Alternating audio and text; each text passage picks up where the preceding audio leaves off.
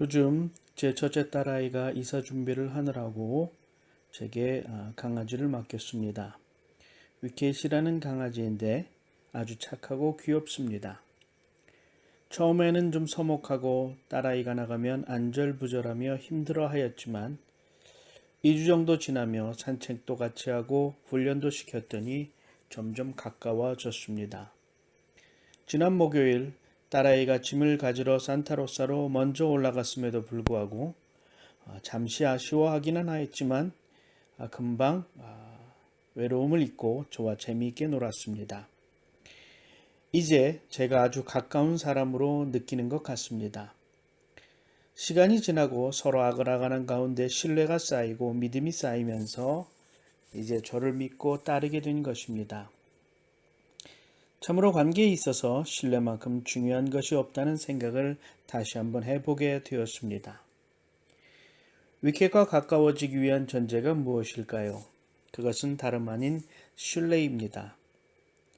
저 사람은 나에게 해를 끼치지 않을 것이라는 신뢰, 정한 시간에 산책을 시켜줄 것이고 자신이 좋아하는 스낵을 줄 것이라는 신뢰, 그러한 신뢰가 쌓이면서 저 사람은 믿어도 된다라는 신뢰감이 쌓이게 된 것입니다. 그래서 저와의 관계도 시간이 지남에 따라 더욱더 좋아지게 된 것입니다. 믿음 생활도 이러한 모습이 있다고 볼 수 있습니다. 하나님과의 관계에서 흔들리지 않는 신뢰가 생긴다면 우리는 어떠한 일이 있어도 주님을 떠나지 않을 것이며 주님만을 의지하며 주님의 뜻을 따르는 삶을 살 것입니다. 그런데 왜 너무나 자주 우리는 주님의 길을 벗어나 세상의 길로 나아가는 죄의 길에 빠지게 된 것일까요? 그것은 바로 하나님에 대한 우리의 믿음이 약하기 때문입니다. 하나님을 향한 믿음이 흔들리기 때문에 우리는 종종 주님을 의지하지 않고 세상적인 것, 인간적인 것을 의지하는 것입니다. 그렇게 우리의 중심이 흔들리기 때문에 우리의 신앙 생활이 흔들리는 것입니다.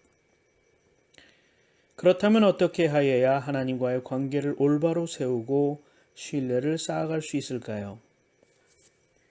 오늘 본문의 말씀에서 주님께서는 기도하라고 가르치셨습니다.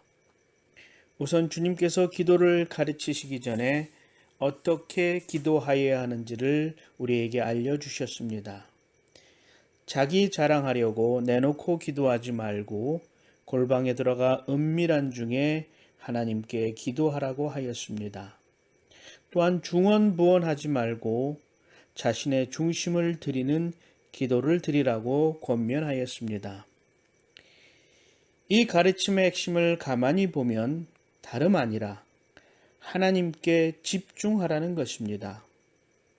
생각 없이 기도하지 말고 자기 자랑하려고 기도하지 말라는 것입니다. 특별히 5절 말씀에서 은밀한 중에 계신 내 아버지께 기도하라고 하였습니다. 기도의 대상인 아버지께 집중하라는 것입니다. 그러면서 집중하여 하는 기도가 어떠한지를 가르치십니다. 그것이 우리가 알고 있는 주기도문입니다. 주기도문은 크게 두 부분으로 나뉩니다. 하나님을 찬양하는 9절과 10절의 한 부분이 있고 또한 우리의 바램을 담고 있는 11절과 13절 상반절이 있습니다. 그리고 마지막에는 후대에 삽입된 찬양 부분이 있습니다. 따라서 주님께서 우리에게 가르쳐 주신 주기도문은 크게 두 부분이라고 말할 수 있습니다. 이 두 부분을 분석하여 보면 하나님께 집중하는 기도가 어떠한 것인지를 우리가 깨닫게 됩니다. 첫 번째 부분을 보면 하나님 하늘에 계신 우리 아버지로 시작합니다. 헬라의 성경을 보면 우리 아버지로 시작되어지고 뒤에 하늘에 계신이라는 말이 덧붙여집니다. 그리고 마지막에 이 땅 위에 라는 말로 끝이 납니다. 하나님을 찬양하는 이 부분이 우리 아버지로 시작되어 이 땅 위에로 끝나는 것은 참으로 중요한 의미를 갖습니다. 그리고 또한 양쪽에 동일하게 하늘이라는 단어가 나오고 있습니다. 마치 양 날개처럼 이 찬양 부분을 이끌어가고 있는 것입니다. 그리고 이 찬양의 중심에는 나라가 임하시오며가 그 중심에 놓이게 됩니다. 나라는 하나님의 나라를 말합니다. 그것은 우리가 일반적으로 알고 있는 실체적인 국가의 모습이 아닙니다. 하나님께서 통치하신다라는 하나님의 권세를 의미하는 것입니다. 즉, 하나님의 통치가 이 땅 위에 이루어지는 것이 주님의 이름이 거룩하게 되며 그 뜻이 이루어지는 것임을 이 찬양 부분을 통해서 우리가 알게 됩니다. 바로 여기서 우리가 어떻게 기도하여야 할 것이 정확히 보입니다. 우리의 기도는 하나님께 집중되어야 한다는 것입니다.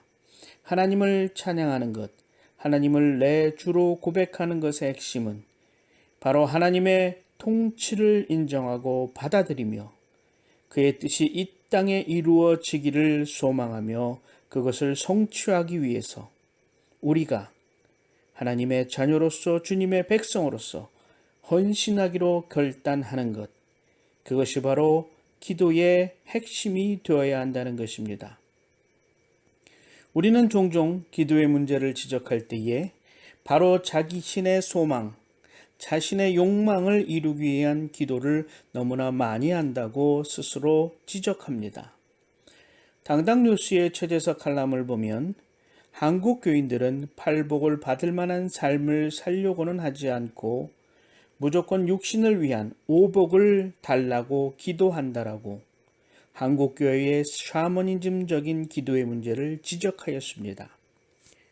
즉 기도의 중심이 하나님이 아니라 나, 내 가족, 내 자손이라는 것입니다.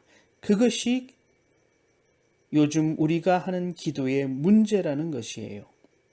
내가 바라는 것, 그것이 이루어지기를 간절히 기도하기 때문에 하나님께 집중하지 못하고 하나님을 향하지 못하기 때문에 그 기도가 힘이 없다는 것입니다. 그러나 오늘 주 기도문에서는 하늘의 뜻이 이 땅에 이루어지기를 위해서 기도하라고 가르치셨습니다. 뜻이라는 텔레마라는 헬라어는 간절한 바램, 소망이라는 뜻을 담고 있습니다. 그러기에 뜻이 이루어지리이다라는 간절한 기도는 하나님이 바라시고 원하시는 간절한 소망이 바로 이 땅 위에 우리 가운데 성취되기를 우리가 기도하는 것입니다. 그러기에 우리의 기도의 핵심은 내 소망, 내 욕심, 내 바람이 앞서는 것이 아니라 하나님의 마음, 하나님의 뜻이 먼저 되어야 된다라고 주님께서는 가르치신 것입니다. 그러했을 때의 주님께서 우리로 하여금 주님의 사람으로 하나님의 백성으로 살아갈 수 있도록 도우신다라고 주님께서는 약속해 주신 것입니다. 이어서 나오는 우리의 소망을 담는 우리의 간구를 담은 기도를 보면 바로 이러한 내용이 담겨져 있습니다. 우리가 하나님을 앞세우고 하나님의 뜻을 이루기 위해서 결단하고 나아갈 때에 하나님께서는 우리 매일매일의 삶의 양식을 채워줄 뿐만 아니라 우리로 하여금 하나님의 백성으로 살아갈 수 있는 힘과 능력을 더하신다는 것입니다. 그 기도의 내용을 보면 일용할 양식을 달라고 기도합니다. 매일매일 필요한 만큼의 양식을 채워달라고 기도하는 것입니다. 엄청나게 많은 것을 요구하는 것이 아니라 아주 소소한 바람을 담은 기도라고 우리는 볼 수 있습니다. 이어서 우리가 죄인을 용서한 것처럼 우리의 죄를 용서해 달라고 기도합니다. 유혹에 빠지지 않고 악에서 구원받기를 기도합니다. 유혹과 악이 무엇입니까? 마태복음 26장 41절을 보면 겟세마나에서 기도하시던 주님께서 졸음을 이기지 못하고 잠든 제자들을 향해 말합니다. 시험에 들지 않게 깨어 있어 기도하라. 마음에는 원이로되 육신이 약하도다라고 하셨습니다. 즉 유혹은 우리의 육신적인 것이고 우리는 우리 스스로는 우리의 육신의 욕망을 이길 수 없다는 것입니다. 그러기에 시험은 바로 우리의 정욕, 육신의 정욕이라는 것을 깨닫게 됩니다. 즉 내 육신의 욕심을 따라 살지 않도록 하나님의 은혜를 구하라고 주기도문은 우리에게 알려주고 있습니다. 그리고 악한 열매를 맺을 수밖에 없는 악으로부터 우리를 구원해 주실 것을 간구하라고 우리에게 가르치신 것입니다. 주님께서는 우리들에게 이렇게 기도하라고 가르치신 것입니다. 무엇을 해달라고 기도하기 이전에 주님께서 원하시는 것이 무엇인지를 깨닫게 해달라고 기도하라고 하였습니다. 우리로 하여금 그것을 성취하기 위해서 우리가 무엇을 해야 될지 깊이 묵상하라고 주님께서 권면하신 것입니다. 그렇게 하나님을 중심으로 하나님께 집중하며 기도할 때에 우리는 하나님의 뜻을 이룰 수 있는 주님의 사람, 하나님의 백성이 되어질 수 있을 뿐만 아니라 하나님께서 우리의 삶을 지키시고 매일매일 우리에게 필요한 것을 채우실 뿐만 아니라 죄와 유혹으로부터 우리를 보호하시며 구원해 주실 것이라는 것입니다.